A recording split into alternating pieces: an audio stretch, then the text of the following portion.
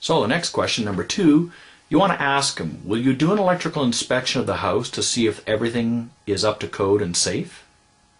Yes, well, I always emphasize to the homeowner that the electrical national code constantly changes with the new requirements. There's new appliances, new types of appliances, new electronics. There's all kinds of gadgets coming into the house, and the code people, the authorities that are looking over that, will be changing it from time to time, or even throughout the year, or sometimes monthly they will change those codes.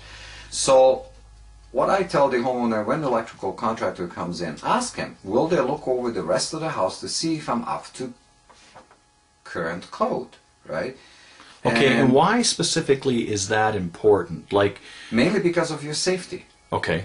Okay, so you look at today, for example, years ago you only had a couple of outlets required in the kitchen. Well, today not only do you need you know, like there's specific standards of how far outlets have to be apart from the in the kitchen, but also they changed to say a ground fault receptacles if they're say within 6 feet of the kitchen sink. That wasn't there 15 years ago or even 10 years ago.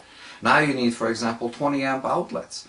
They know that the 15 outlets are no longer sufficient for the load that you're putting onto the kitchen, you know, to the kitchen outlets, to the new type of appliances. So they put 20 amp outlets, and then you only have 15s. So when you're renovating, those are the good things to know, to see if you're up to code, if you're up to present code. Ask the electrician, see if you can go through the house and make you very familiar what areas of the electrical installations are actually out of code. Okay, well, if we're talking about safety then, it doesn't mean that because it may not necessarily be up to code, all of a sudden doesn't render the existing electricity that may be 30 years old necessarily unsafe. So people shouldn't be worried about it being unsafe. I mean, that's important, obviously, but what happens is, another reason I suppose, is because if maybe people will be concerned about an inspector coming in to inspect the area of the work that they are doing, and then all of a sudden is the inspector going to come in and look at their kitchen that they're not touching and say, hey, this isn't up to code, you're going to have to change that now? Well, what happens is that many times when the inspector comes in, and depending on the you know, like what the percentage of the house you're renovating, they may force you actually to bring the rest of the house up to code.